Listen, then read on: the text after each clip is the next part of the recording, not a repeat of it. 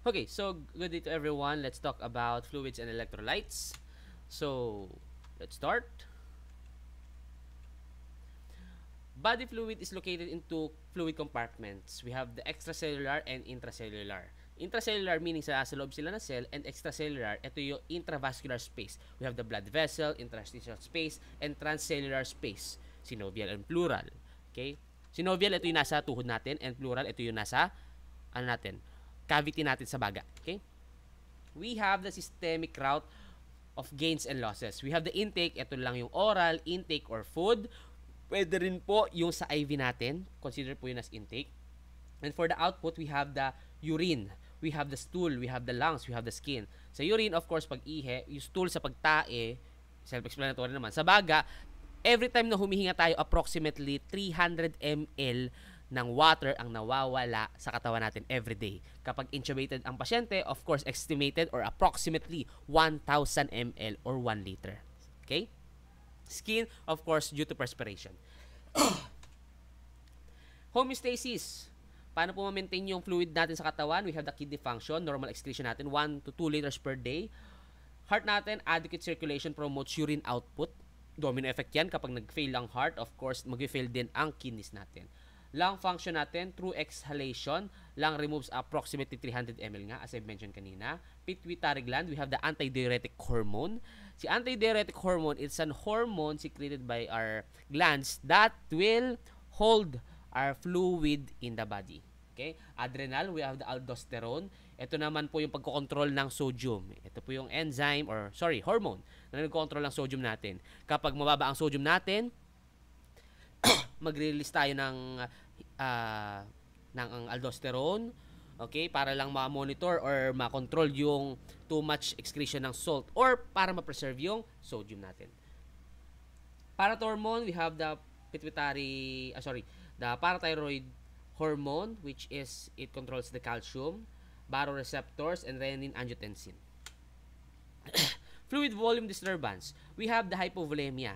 Yung ECF natin, okay, volume excess intake of fluids.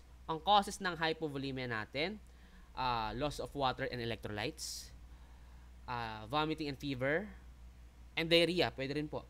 Excess sweat, burns, and po ang common na cause ng hypovolemia, yung burns po. Kasi po kapag po tayo nagkaroon ng burns, okay, nasunog po ang part ng body natin, which is skin, what will happen? Expose ang ating body. Yung skin po natin, it holds also the water. Kung wala po yung skin natin, okay, merong permeability sa cell. Lalabas yung, mag-exudate yung mga fluid sa katawan natin, leading to decreased blood volume. Okay? Next is decreased intake, fluid shifting, and we have the hemorrhage, okay, or hemorrhagic condition, the trauma, and GA bleeding, of course. Signs and symptoms natin, we have the weight loss, skin turgor. Kapag pininch mo yung skin, parang may tent. Next is capillary refill time, mabagal po. Hypotension, sunken eyes. Ito yung parang may sumapak sa mata niya, parang may black eye, lubog ang mata. Okay? Thirst, excessive thirst. Okay? Weakness, cold, clammy, and pale skin. We have decreased O2 saturation. Bakit nagdi-decrease yung O2 saturation? Kasi nga, decrease na po ang blood volume. Pwede rin po ma-decrease ang blood volume, of course, yung red blood cell natin. At sino ba nagkikarry ng oxygen sa blood natin? We have the red blood cell, di ba? So, yun. And labs natin, decrease BUN, increase urine specific gravity, meaning nagiging concentrated na ang ating ihe. Okay? We have the medical management, increase oral intake, and yung IV fluid administration.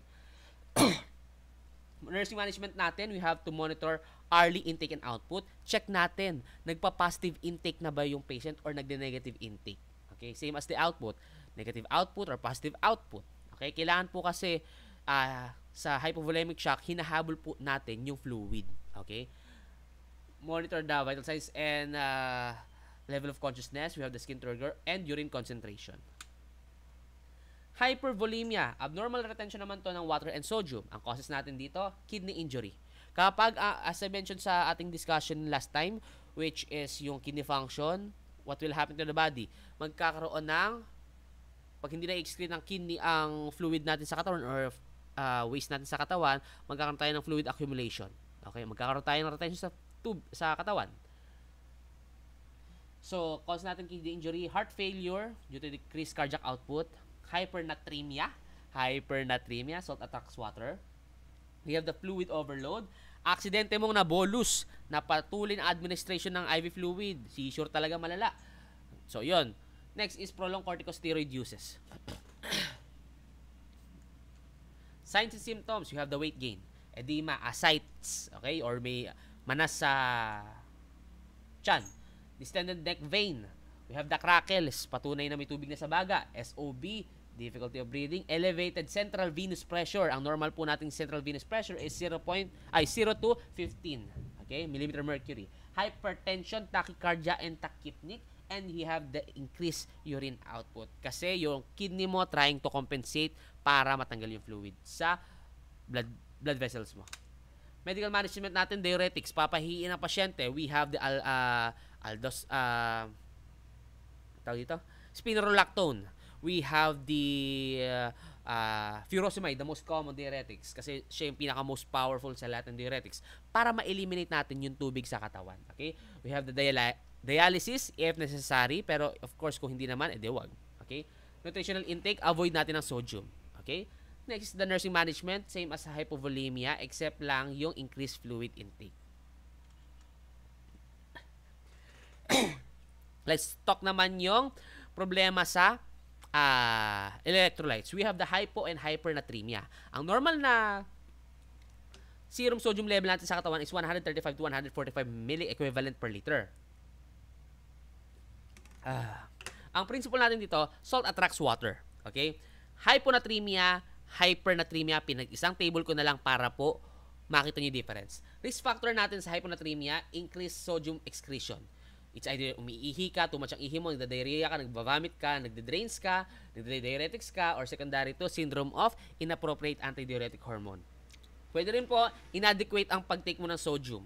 Okay? Pwede rin po may kidney disease ka or heart failure ka. Sa inadequate sodium intake, na I think common lang yan sa mga vegan, sa mga ano, kasi po tayo, normal na tao na kumakain sa fast food, sa karinderya, sa kung saan-saan man, na may poor lifestyle, tropa, ang dami nating ini-intake na sodium. Okay? So yun, hindi tayo prone sa inadequate intake output or inadequate sodium intake. Okay? So, hypernatremia naman, increase naman ang sodium intake mo. So, common yan sa atin naman, sa palakain sa fast food. So, sa mga mahilig sa patis, sauce, sa mga mahilig sa ketchup, sa burger. Yan. Excess administration of IV fluid with sodium, which is rare naman nangyayari to. Hypertonic IV fluids. And decreased sodium excretion, which is ito yung common sa atin, the kidney problems. Okay? Signs and symptoms. For hyponatremia, we have the anorexia. Walang ganang kumain.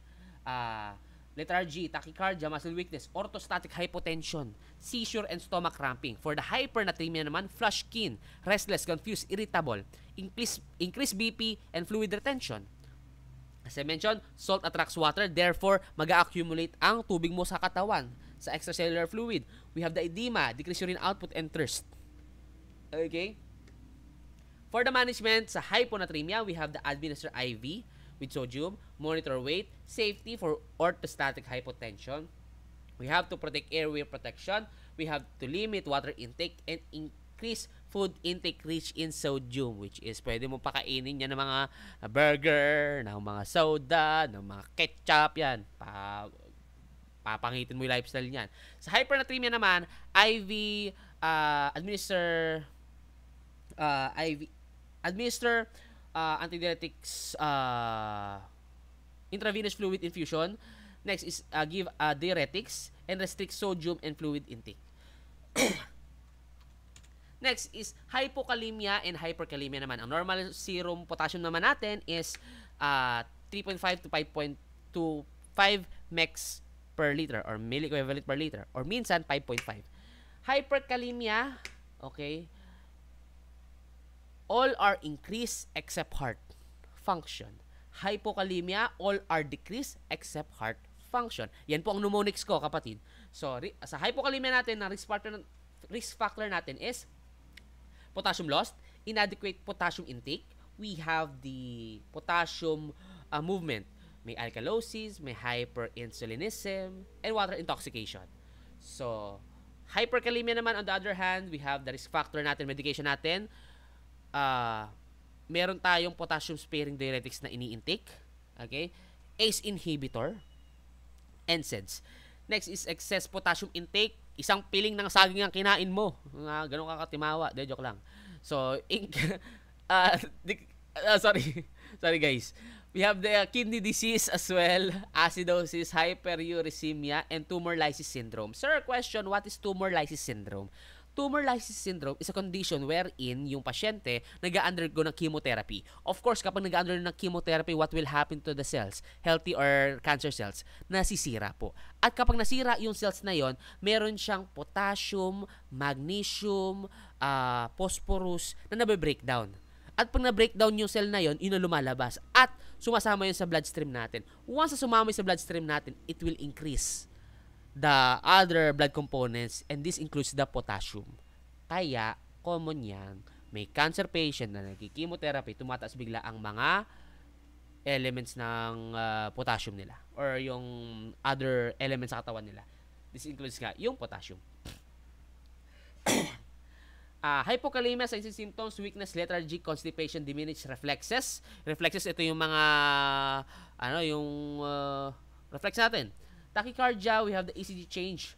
Sa ECG, mind you, short ST segment, narrow QRS, flat P wave, and U wave. Yung U wave na yun, extra wave yun sa after ng T wave. Okay? So, yun po. C, all are decreased. Okay? Sa hypokalemia. Except heart. May tachycardia siya, oh. Okay? At the same time, yung puso niya, ECG pa, yung ECG niya, short ST segment, okay, may U-wave pang extra, di ba? Okay? So, hyperkalemia naman, all are increased except heart. So, ano example natin nito? Muscle cramps, convulsion, diarrhea, hyperreflex. Pero yung puso, check mo, bradycardia. And yung ECG niya, prolonged ST segment, wide QRS, and tall P wave. Diba? Okay? So, decrease ang puso. Management natin sa hypokalemia, oral potassium supplement. Dito binibigay yung kalium durul, yung potassium na pinapatik sa mga pasyente. Liquid potassium chloride sa IV po natin. And, of course, never administer potassium via IV push. Okay? Or else magka-cardiac arrest yan. Hyperkalemia naman, monitor ECG, discontinue IV with potassium, okay? Or medications with potassium. Initiate potassium restricted diet and IV medication. We have the calcium gluconate and sodium bicarb. Okay? Of course, i-consider mo rin pala sa hypokalemia yung pasyenteng may diabetes. Kasi kapag may pasyenteng may diabetes, of course, expect mo, meron silang insulin na ini-intake. Kapag may insulin, of course, hindi lang po insulin ang pumapasok sa loob ng cell, kundi pati ang potassium. Therefore, kapag pumapasok ang potassium during insulin therapy sa loob ng cell, what will happen sa bloodstream? Bababa ang potassium. Okay? Next is hypo and hypercalcemia. Sa calcium naman tayo. So, normal natin is 9 to 11 mg per deciliter. So, ang note ko dito, calcium and phosphate, inverse sila. Okay? So, hypocalcemia and hyperphosphatemia, same po sila ng risk factor. Increase calcium secretion, decrease calcium absorption, diarrhea, and hormonal imbalance. Signs and symptoms natin dito is convulsion, arrhythmia, tetany.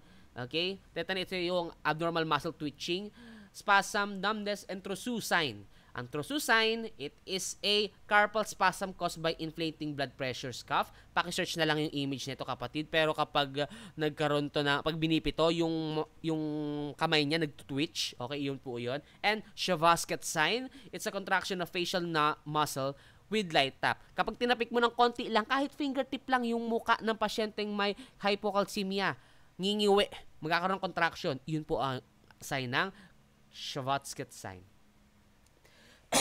Management natin, administer calcium per orem or IV, administer aluminum hydroxide and vitamin D. We have the seizure precaution and consume foods high in calcium. We have the dairy products, the milks, the cheese, etc. For the hypercalcemia naman and hypophosphatemia, increased calcium absorption, decreased calcium secretion, and hormonal imbalance. which is, discuss ko na lang din sa hormonal imbalance, something to do with, the calcitonin and parathormone. Okay? Calcitonin, as I mentioned, calcitonin. Calcium tonin to inside of the bone. So, yung calcitonin ang ginagawa niya, okay, is pinapapasok niya yung calcium from the blood vessel to the bone. Okay? So, yun po. So, what will happen kapag too much ang secretion ng calcitonin? Hypocalcemia. Kasi bababa ang calcium level sa dugo. Okay? Next is parathormone. Ang parathormone naman, siya naman yung nagwi-withdraw ng calcium from the bone at pabalik ng bloodstream. Okay? So, kapag nag-too much ang secretion ng parathormone, too much ang deposit ng ng calcium sa buto mo papunta sa bloodstream mo, what will happen sa bloodstream mo? Mag-i-increase ang calcium leading to hypercalcemia. Kaya tingnan niyo yung signs and symptoms ng hypercalcemia, bone pain. Actually, pwede rin po osteoporosis or fragile bone. Okay? Next is arrhythmia. Next is cardiac arrest. Check mo, kidney stone. Diba? Na-discuss ko sa kidney stone natin na 3 types ng kidney stone. We have the calcium. Okay? So, ito po yun. Next is muscle weakness and excessive urination. Management natin, discontinue IV or per orem ng calcium intake and administer phosphorus, calcitonins and NSAIDs and avoid foods high in calcium. Next is hypo and hypermagnesemia. Ang normal po natin is 1.5 to 2.5 mg per deciliter. Ang mnemonics ko dito, kapatid, hypermagnesemia, all are decreased and slow. Hypomagnesemia or are increased and fast. At ang note ko nga dito sa gilid, magnesium and calcium is the same. Okay, same direction sila. Sa calcium and phosphate naman, inverse naman sila. Okay? So, hypomagnesemia natin, risk factor, insufficient magnesium intake. So, increased magnesium excretion and sepsis. Signs and symptoms natin, everything is high sa hypomagnesemia. Torsades de poids, yung heart rate niya, tachycardia, and hyperreflexia. Okay? Too much yung pagre-reflex ng ano niya. Next is the management natin, magnesium sulfate, IV or per orem, seizure precaution, and increased magnesium-containing foods. Assignment nyo, check nyo yung mga foods rich in magnesium. Next is hypermagnesemia, increased magnesium intake, magnesium-containing antacids. We have the renal insufficiency and DKA, diabetic ketoacidosis. Signs and symptoms natin, everything is low. We have the heart blocks, we have the bradycardia, and we have decreased deep tendon reflexes. For the management, IV administration of calcium chloride or calcium gluconate, avoid using laxative and antacid containing magnesium, and hemodialysis. So, actually, lahat ng mga diniscuss ko sa calcium, sodium, potassium, and this magnesemia, marami pang signs and symptoms to. Pinaikli ko lang to the point na ito lang yung very common na ano. Pero, feel free to explore or to search more about signs and symptoms ng mga ganito. Okay? Hypo and hyperchloremia, normal natin 96 to 106 milliequivalent per liter. So, risk factor natin, metabolic acidosis for the hypochloremia, and for the hyperchloremia, metabolic acidosis naman. Signs and symptoms natin and management natin, same as sa hyponatremia and same as sa hypernatremia. So, kasi hindi ka naman agad magkakaroon ng hypo or hyperchloremia kung okay naman ang sodium mo eh. Kasi nagre-rely lang ang chloride mo sa katawan sa salt sa katawan mo. Okay? Acid-base imbalances. Ito. Na-discuss na natin yung lungs tsaka yung kidneys. So, let's talk about the acidosis and alkalosis. So, sa respiratory, okay, ang pato dito, para maging acidic ang katawan mo due to respiratory function, may lang problem ka. Nagre-retain ka ng too much CO2, which is ano-ano ang mga pasyenteng merong CO2 retention. Pulmonary edema, pneumonia, pulmonary embolism, bronchial asthma, and COPD, most common. Ngayon, sa respiratory acidosis, ang kidney will try to compensate it. Mag-excrete siya ng excess hydrogen and magre-retain siya ng bicarbonate. Which ang bicarbonate, pang-control yan sa acid. Okay? So, signs and symptoms natin, increase RR, restlessness, confusion, and headache. Ang management natin, we have to administer O2, semi-Fowler's position, turn, cup, and deep breathing, and increase fluid to thin secretions, and if CO2 is more than 50, need to do intubation. Ano ulit ang CO2 natin? 35 to 45, di ba? So, respiratory alkalosis naman, on the other hand, ang lung problem natin dito is losing too much CO2. Common to saan? Sa mga merong hyperventilation. Okay? Ito yung parang naninigas-nigas, di ba? Nag-hyperventilate. 1:1 ang ratio ng breathing nila. Inspiration versus expiration. Leading to hyperventilation. It will lead to respiratory alkalosis. Yung kidney natin will try to compensate it, excrete excess bicarb naman. Okay? Para slightly maging acidic naman yung dugo natin. So, signs and symptoms natin, increase in our heart rate, weakness, EKG change, and Chauveau-Scott sign. For the management, fixed breathing problems, rebreather into paper bag, or kung sa hospital settings, non-rebreather mask. Rebreather mask na lang without hooking sa O2 support. And of course, we have the anti-anxiety medication. Sir, bakit nakasama yung anti-anxiety medication? Kasi po, may mga times na kaya po nagkakaroon ng hyperventilation, may anxiety yung pasyente. So, kino-consider po natin yung anti-anxiety medication dito. Next is metabolic. So, when we say metabolic naman, due to kidneys naman to. Okay? Ito yung problema. So, pato natin, sa metabolic acidosis, may kidney problems. Too little ang bicarb sa dugo. Lung compensate, expel CO2. So, ang causes natin, diabetic ketoacidosis, fat metabolism to. Ang nangyayari sa diabetic ketoacidosis, since hindi na pumapasok yung insulin sa mga receptors niya at hindi na pumapasok yung mga glucose sa loob ng cells, instead na sugar yung i-intake or glucose yung intake ng cell, taba na po. At kapag taba na ang kinoconsume ng cell mo, of course, pwede pa rin ito mag-form ng energy. But, of course, may byproduct. That's the ketones. Yung ketones na yon, kapag nag-accumulate yun sa body, it will lead to ketoacidosis, maging acidic ang dugo, leading to diabetic ketoacidosis. Simple as that. Next is kidney injury, malnutrition, and diarrhea. So, as you can see, ang sabi is diarrhea, di ba? Kapag kasi nagtatai ka, expect mo, okay? Yung acid mo sa bituka na expel din. Signs and symptoms natin, increase RR, hyperkalemia, and confusion.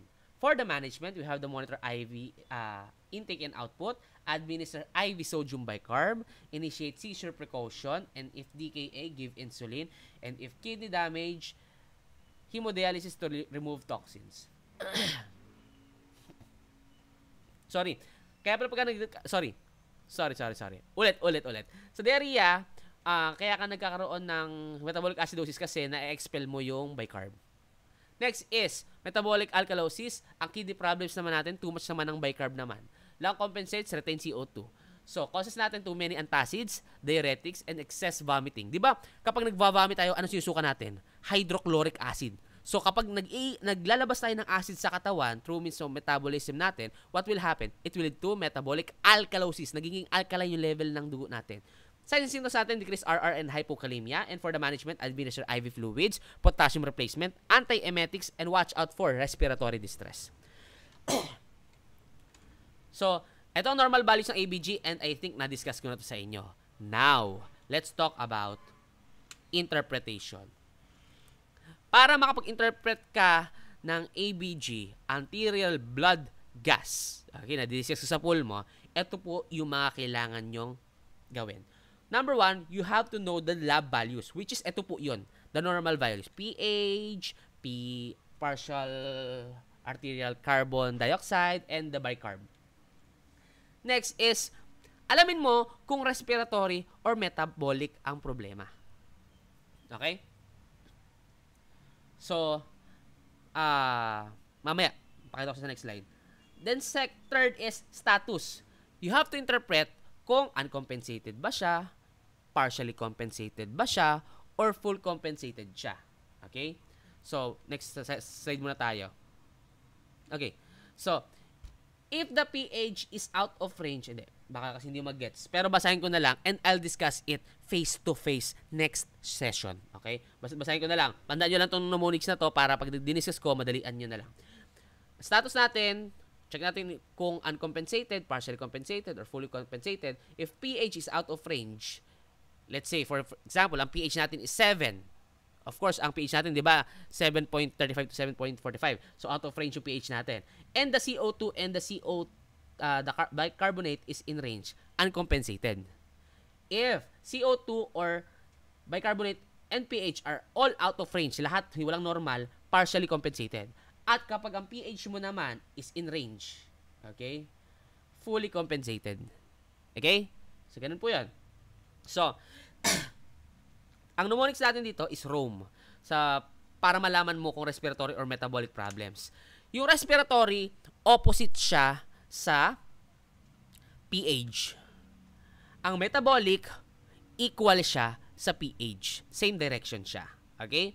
So, example, ang pH is 7.2.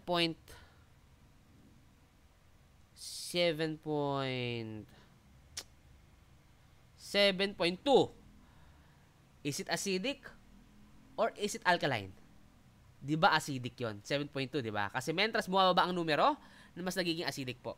Mentras tumataas ang number, mas nagiging alkaline po. So, 7.2 is acidic. Okay? Given the fact na normal natin is 7.35 to 7.45.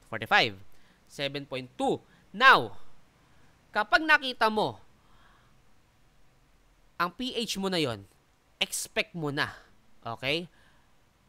Check mo agad yung bicarb or yung carbon dioxide. So, sa bicarb, kung 7.2 siya, ang pH, kung 7.2 ang pH at ang bicarb is 21.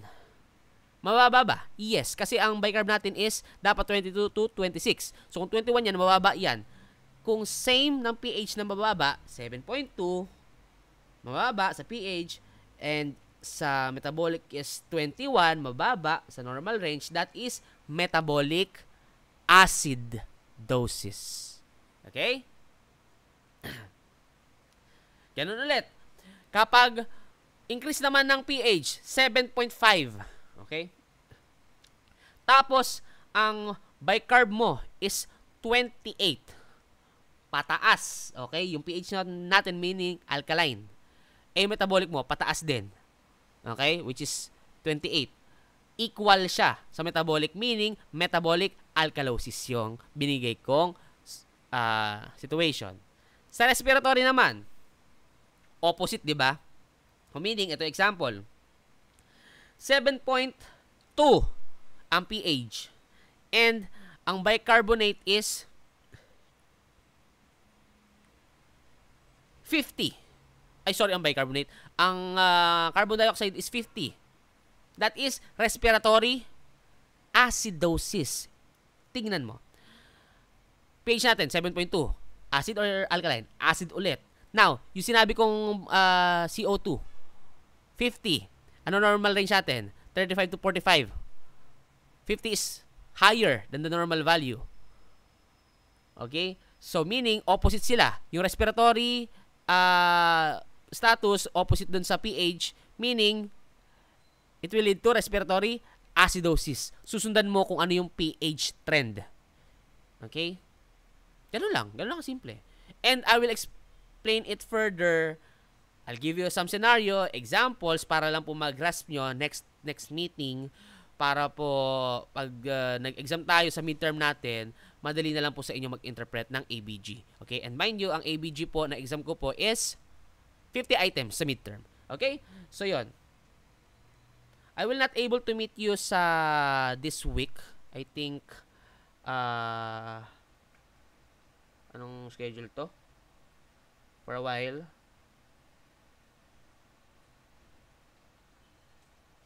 Asa na yun? I will not be able to meet you guys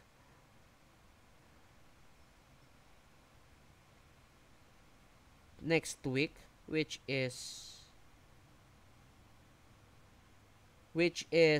wala po ako sa Nazarenos ng September 22 to 26. Therefore, ito na po lecture ko na to. Ito na po yung pang cover ko sa lecture ko. Then yung sa